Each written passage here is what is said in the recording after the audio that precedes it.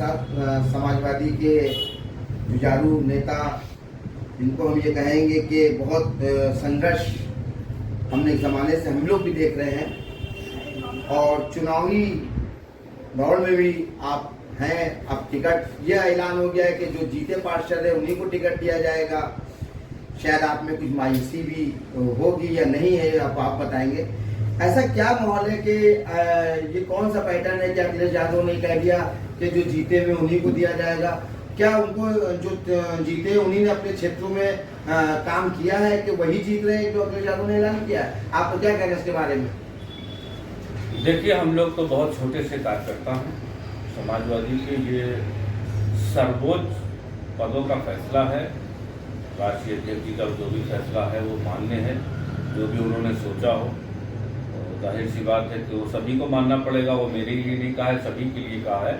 अगर इस तरह की कोई गाइडलाइन जारी की गई है, जैसा कि आप बता रहे हैं, अगर इस तरह की कोई बात है तो जाहिर सी बात है कि जो भी फैसला आएगा वो हम लोगों को मंजूर होगा, उसके खिलाफ नहीं जाएंगे। तो हम लोग पार्टी के कार्यकर्ता हैं, पार्टी के लोग हैं, और जो भी फैसला होगा वो मानेंगे। क्या समाजवादी पूरी तरह से, क्या मुसलमानों ने जिम्मा ले लिया है कि जो भी बुलडोजर चलेगा, कुछ भी चलेगा? अखिलेश यादव इससे पहले जब मुलायम सिंह मुख्यमंत्री हुआ करते थे, कोई भी होता था संघर्ष करते थे, लाठी डंडे खाते थे और सरकार को बना के लाते थे। कई दफे ऐसा संघर्ष किया, चाहे वो कल्याण सिंह की सरकार हो, चाहे आपकी मायावती जी की सरकार हो। इस सरकार में समाजवादियों की इतनी खामोशी क्यों नजर आ रही है? देखिए, समाजवादी जुझारू हैं और समाजवादी कभी खामोश नहीं रहता है। हमेशा हिंसा के खिलाफ खड़ा होता आया है और हमेशा सदन से लेकर सड़क तक रहा है, कभी खामोश नहीं रहा है। वक्त की बात है, 2024 का चुनाव आ रहा है, जिसके लिए हमारी तैयारियां हैं और जिसका जवाब जनता इनको समय आने पर जरूर देगी। 2019 में जो अखिलेश यादव आजम खान चुनाव जीते थे तो लोकसभा से इस्तीफा दे के आ गए थे। उन्हें कहा था कि हम उत्तर प्रदेश की राजनीति करेंगे, लोकसभा से इस्तीफा दे के इसीलिए आते। तो क्या फिर लोकसभा के चुनाव में लोग लड़ेंगे? ये तो वक्त आने पर पता लगेगा। देखिए, मैंने पहले भी आपसे कहा कि ये हमारे लोगों के बीच का मामला नहीं है, ये हमारी पार्टी के शीर्ष नेतृत्व का फैसला है।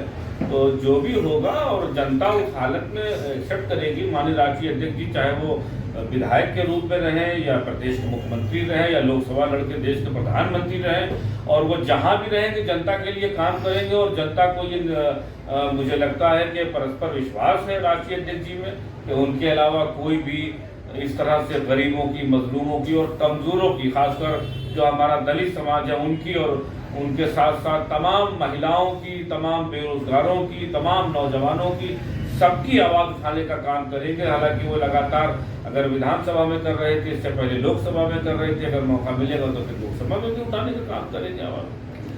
आपने बात कही कि मुसलमान, अभी जो लोकसभा के विधानसभा के चुनाव हुए 2022 में 38 सीटें जो है समाजवादियों की गठबंधन की निकल के आई। उसके बाद जो विधायकों का, चाहे वो मुख्तार अंसारी के बेटे हों, चाहे वो आजम खां हों, उनके बेटे हों, इतना जबरदस्त आप मुसलमानों पे जुल्म ज्यादती सरकार के द्वारा, सियासत के द्वारा हुई। समाजवादियों का वो कहाँ चला गया वो ताकत, वो जो संघर्ष करते थे? मुझे तो नजर नहीं आया। इसके बारे में आपका क्या कहना है?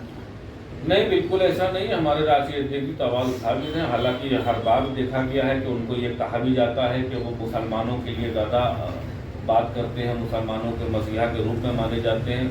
और मुझे ये लगता है कि ये इस तरह का इल्ज़ाम गलत होगा, क्योंकि राष्ट्रीय अध्यक्ष जी मुसलमानों के लिए नहीं, वो हिंसा के खिलाफ, जुल्म के खिलाफ, जाति के खिलाफ, इस तरह की चीज़ों के खिलाफ आवाज़ उठाते हैं। और भारतीय जनता पार्टी में एक यही अच्छाई है कि वो अपने झूठ को इस तरह से थाली में परोसती है जनता के सामने कि भोली भाली जनता उसमें छल में आ करके छली जाती है। और जिसका परिणाम ये है कि हमको सच बताने से पहले उनके झूठ को उजागर करना पड़ता है, और फिर उसके बाद हम अपनी सच्चाई और सच्ची बात जनता तक पहुंचा पाते हैं। तो मुझे लगता है कहीं ना कहीं उसी में ही हमारे और जनता के बीच में जो वाद संवाद है वो कहीं ना कहीं पहुंच नहीं पाता है, जिसकी वजह से मुझे लगता है कि जो भी क्षति और हानि समाजवादी पार्टी को होती आई है वो हो रही है, मगर ऐसा नहीं है, आगे से रणनीति बदली जाएगी। और मुझे लगता है कि अब की बार जो है वो स्ट्रैटेजी चेंज करेंगे राष्ट्रीय अध्यक्ष जी। और जिस तरह से वो अभी जो बना रहे हैं माहौल, जिस तरह से वो आपने देखा होगा कि मध्य प्रदेश का दौरा करके आए हैं, तो मुझे लगता है कि इससे कहीं ना कहीं